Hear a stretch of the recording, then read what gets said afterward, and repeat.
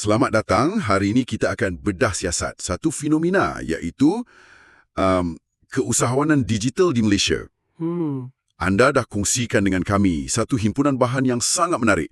Ada majalah bisnes, jurnal akademik, laporan berita, malah ada kajian pasal aplikasi pelancongan. Memang satu set yang lengkap. Jadi, misi kita hari ini, cuba fahamkan formula kejayaan seorang pempengaruh yang macam bertukar jadi mogul bisnes. Dan apa yang berlaku bila empire digital dia melanggar dinding realiti dunia fizikal. Dan bila sebut pasal ni, Kita tak boleh lari dari satu nama ni. Khairul Amin. sememangnya, apa yang menarik ialah lanskap perniagaan tu sendiri dah berubah kan? Platform macam TikTok.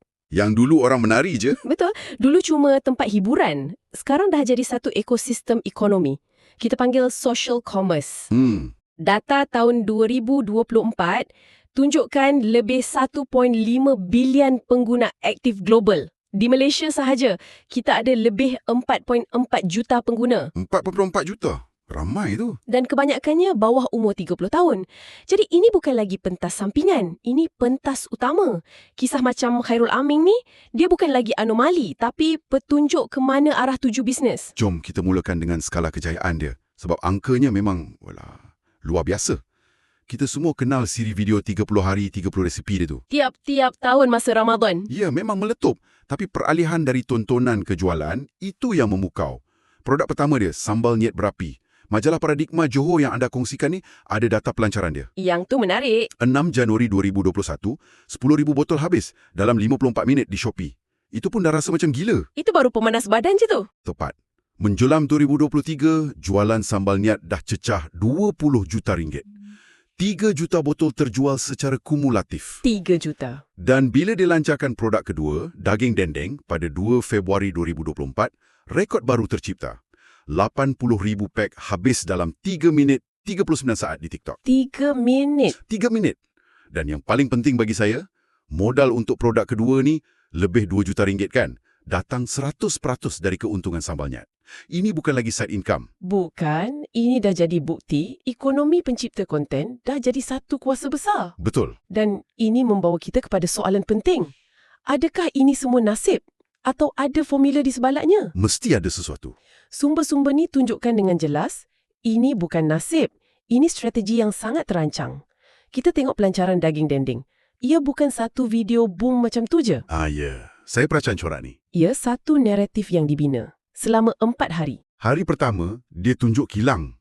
Kilang lesap pop tu. Ya, dan ini langkah pertama yang bijak. Ia membina ketelusan. Dia tak cakap, percayalah saya. Dia cakap, mari saya tunjukkan. Hari kedua, dia pamerkan bahan mentah, proses R&D yang makan masa setahun.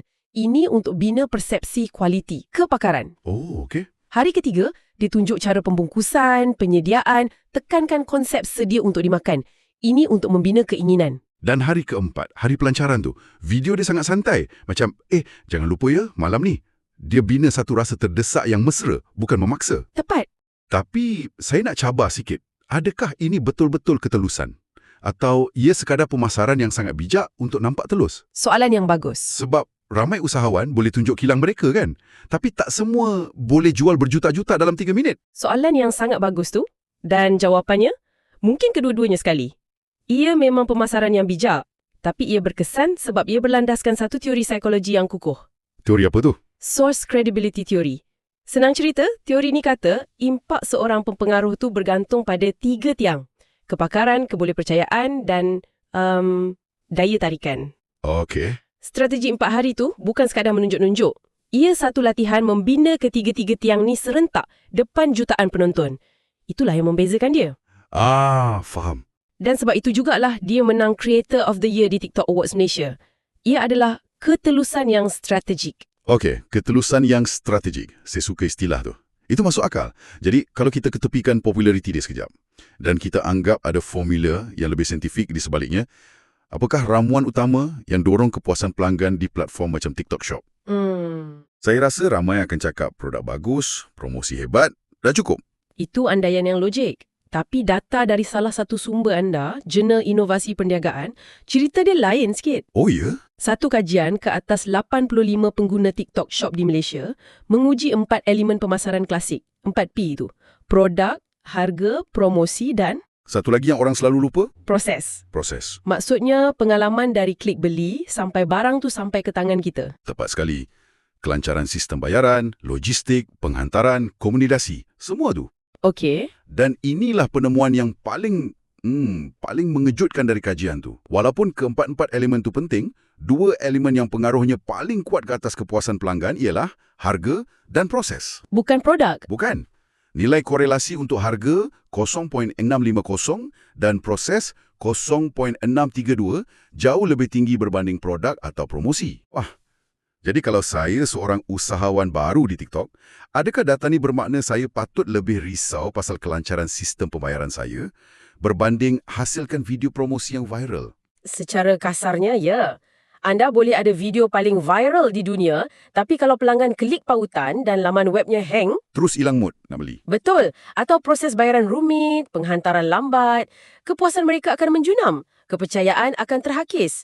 Kajian ni, yang majoriti respondennya wanita muda, 18-20 tahun, tunjukkan generasi pembeli ni sangat tak bertolak ansur dengan proses yang menyusahkan. Mereka nak cepat dan cekap. Tepat. Ini menjelaskan segalanya tentang jualan kilat Khairul Aming. Kejayaan dia bukan saja sebab promosi hebat, tapi sebab pengikut dia ada keyakinan mutlak. Keyakinan dalam apa? Keyakinan yang proses pembelian dan penghantaran akan berjalan lancar macam yang dijanjikan. Kepercayaan terhadap proses tu yang jadi kunci. Dia dah buktikannya berkali-kali dengan sambalnya. Tepat. Dia telah membina apa yang saya panggil modal kepercayaan proses. Proses Trust Capital. Pelanggan bukan sahaja membeli produk, mereka membeli kepastian. Okey, jadi dia dah takluki dunia digital, bina modal kepercayaan proses yang sangat tinggi. Langkah seterusnya yang logik, tapi pada saya juga yang paling berisiko. Masuk ke dunia fizikal. Ya, saya sangat tertarik dengan projek restoran Rembayung ni. Ini pertaruhan yang sangat besar. Satu pertaruhan bernilai RM4 juta ikut laporan berita. Dibina dari kosong di Kampung Baru, KL. Konsep masakan kampung, cita rasa semua. Ambil 50 pekerja muda tempatan. Kapasiti 250 orang. Ini bukan lagi bisnes dari bilik tidur. Bukan. Ini operasi gergasi. Dan cabarannya terus muncul kan? Malah dari namanya. Ada sikit perdebatan makan yang dijelaskan oleh pakar linguistik Zidin Aziz. Yang pasal lembayung dan rembayung tu. Betul. Perkataan yang betul dalam kamus Dewan ialah lembayung. Tapi jenama yang dipilih ialah rembayung. Dan ini satu nota sampingan yang menarik kan? Ia tunjukkan macam mana jenama peribadi yang kuat boleh mula membentuk atau mempengaruhi penggunaan bahasa itu sendiri. Betul juga. Ia timbulkan persoalan tentang pengaruh budaya, bukan sekadar komersial. Nanti kita kembali pada idea ni. Okey. Tapi cabaran terbesar, dan ini sangat ironik, kembali kepada elemen proses yang kita bincang tadi. Ya. Restoran ni beroperasi secara tempahan saja, tiada walk-in. Maknanya, seluruh nasib restoran ni bergantung pada satu jambatan digital, sistem tempahan dalam talian. Dan di sinilah teori dari jurnal tadi bertemu dengan realiti yang kejam. Kalau proses penting dalam talian, ia jadi 10 kali ganda lebih kritikal dalam operasi fizikal yang bergantung pada sistem digital. Dan memang terbukti kan? Memang, sistem tempahan mereka melalui platform Yumal terus diuji pada malam pertama. Laman webnya crash sebab trafik melampau. Tapi yang gila pasal permintaan tu, walaupun laman web crash, 3,000 orang masih berjaya buat tempahan. 3,000! Tapi ini juga dedahkan kelemahan proses tu kan? Pasukan media sosial terpaksa maklumkan secara manual bila slot dah penuh, sistem tak kemas kini automatik. Dan yang lebih teruk, muncul pula penipu. Yang jual slot tempahan palsu tu. Betul. Dan masalah ni bukan unik untuk rembayung. Kajian pasal aplikasi pelancongan Lak Biahir yang anda kongsi tu pun tunjukkan corak yang sama. Oh ya? Mereka pun bergelut dengan sistem yang crash, ketersediaan terhad, proses tempahan yang rumit. Ini macam penyakit biasa bagi bisnes yang cuba hubungkan promosi digital yang berjaya dengan operasi dunia sebenar yang terbatas. Jambatan antara dunia maya dan fizikal ni sangat rapuh rupanya. Sangat. Jadi untuk atasi masalah ni, mereka terpaksa perkenalkan satu set peraturan tempahan yang sangat ketat. Macam mana tu? Slot dibuka setiap hari jam 9 malam. Kena bayar deposit RM10 seorang. Meja hanya dipegang 15 minit. Had masa makan 1 jam 45 minit. Semua bayaran cashless. Dengar macam undang-undang tentera. Tapi ia satu tindak balas yang rasional. Ini cubaan terdesak untuk bina semula integriti proses yang tercalar tu. Mereka cuba uruskan permintaan yang melampau dengan cara paling adil, walaupun nampak tegas. Ya, manifestasi fizikal bagi dapatan kajian tadilah kiranya. Obsesi untuk menyempurnakan proses demi kepuasan pelanggan. Dan permintaan ini bukan sekadar cakap-cakap. Data Google Trends yang kita analisis, ia sahkan semua ni. Apa data tu tunjuk? Ada lonjakan carian sebanyak 700% untuk booking rembayung. 700%. Wow. Dan istilah Umay serta Umay Khairul Amin diklasifikasikan sebagai breakout. Maknanya, peningkatan tu terlalu mendadak untuk diukur dengan peratusan biasa. Ini bukti kuantitatif tentang betapa berharganya jenama Khairul Amin. Sudah tentu. Data tu tunjukkan kuasa modal digital pertama ni. Tapi, penting untuk kita ingat, Apa tu? ini bukan satu-satunya modal kejayaan. Majalah Paradigma Johor yang sama, yang cerita pasal Khairul Amin, turut paparkan satu kisah yang 180 darjah berbeza. Kisah Ahmad Syawal Mispan. Kisah beliau sangat menyentuh hati dan memberi inspirasi. Satu kontras yang sangat ketara. Tepat, beliau seorang jutawan muda dalam bidang kontraktor pada usia 27 tahun. Kemudian dikhianati, ditipu berjuta-juta ringgit. Tekanan yang dihadapi sangat dahsyat. Sampai dia hilang kewarasan, sering dilihat bercakap sendirian dengan lembu ternakan bapa dia. Bayangkan kejatuhan dari seorang jutawan ke tahap itu. Ia menunjukkan betapa rapuhnya kejayaan yang dibina atas model perniagaan tradisional. Tapi, dengan sokongan keluarga, dia bangkit semula. Tapi bukan dengan cara digital kan? Bukan. Bukan dengan strategi digital atau kempen pemasaran, dia bangkit dari bawah. Kerja di kebun sawit pagi, jaga lembu petang. Dari situ dia mula balik. Ya, gaji yang sikit tu digunakan untuk beli seekor lembu daripada bapa dia sendiri secara ansuran. Dari seekor lembu tu, dia bina semula empire-nya. Dan skala perniagaan dia sekarang pun bukan kecil. Langsung tidak. Kini, dia usahakan ladang 180 ekar, 24 orang pekerja, pendapatan kasar 400,000 sebulan. 400,000 sebulan? Falsafah hidup dia sangat berbeza. Tiada jalan ekspres untuk berjaya. Kisahnya adalah tentang daya tahan, resilience. Bukan pasal pemasaran viral. Ini satu lagi ramuan penting dalam keusahawanan yang mungkin kita terlepas pandang. Dalam dunia yang obses dengan pertumbuhan pantas. Betul. Ini satu perbandingan yang sangat penting. Jadi, kita ada dua laluan yang sangat berbeza menuju kejayaan. Satu, melalui pengaruh digital yang dibina dengan teliti dan obsesi terhadap kecekapan proses. Dan satu lagi, Melalui kejatuhan, ketabahan dan pertumbuhan organik dari bawah.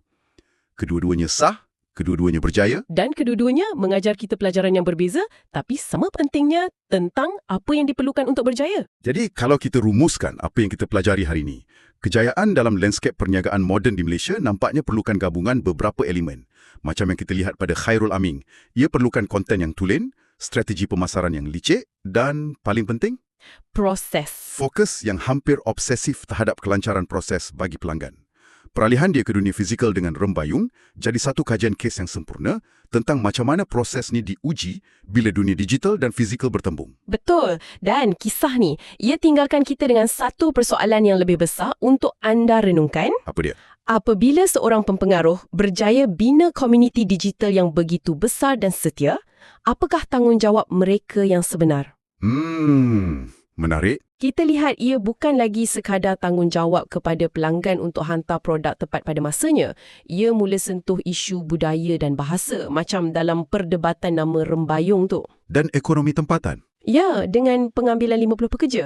Kuasa pengaruh yang besar ni datang dengan tanggungjawab sosial yang semakin kompleks. Jadi persoalannya, bagaimanakah kuasa ini harus diimbangi dengan tanggungjawab yang lebih mendalam pada masa hadapan.